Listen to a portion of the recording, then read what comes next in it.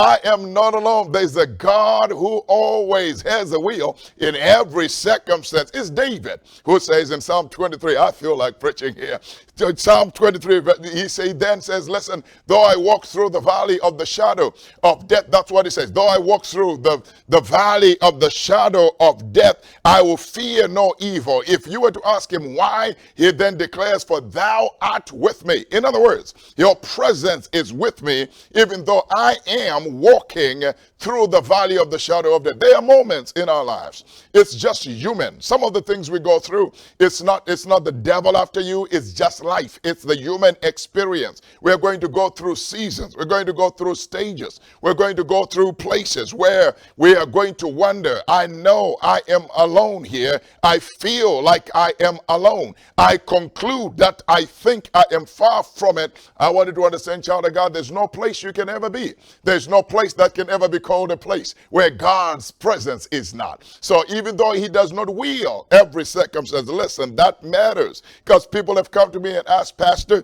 if God loves me, why did my father die? If God loves me, why did this happen to me? If God loves me, I want you to understand, child of God, that God does not will every circumstance. But the good news that I want you to have from this broadcast today is that God does have a will in every circumstance. Be thankful. That's what the text says. Listen, be anxious for nothing, but in everything by prayer, supplication, with thanksgiving. God says, don't just come to me with grumbling as if I've never been there for you, as if my credit history is bad with you, as if I've never lifted you up, as if I've never done, as if I don't have an experience and a record and a resume and a CV that truly reveals that I'm a faithful God and I am an able God and I can pick you up and take you where you're supposed to go. So here's number three, be anxious for nothing. That's all I want you to know. I'm just saying to you, giving you hope and encourage, be anxious for nothing. Pastor, are you serious? Yes, they came to the Red Sea. They were supposed to be anxious and they started talking. They were anxious at the Red Sea. When you read Exodus chapter 14, and it is God who told them, chill, don't be afraid.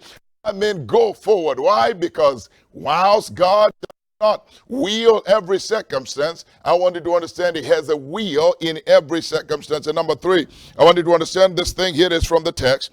Even when things are at their worst, even when things are at their worst, God is still doing the right thing.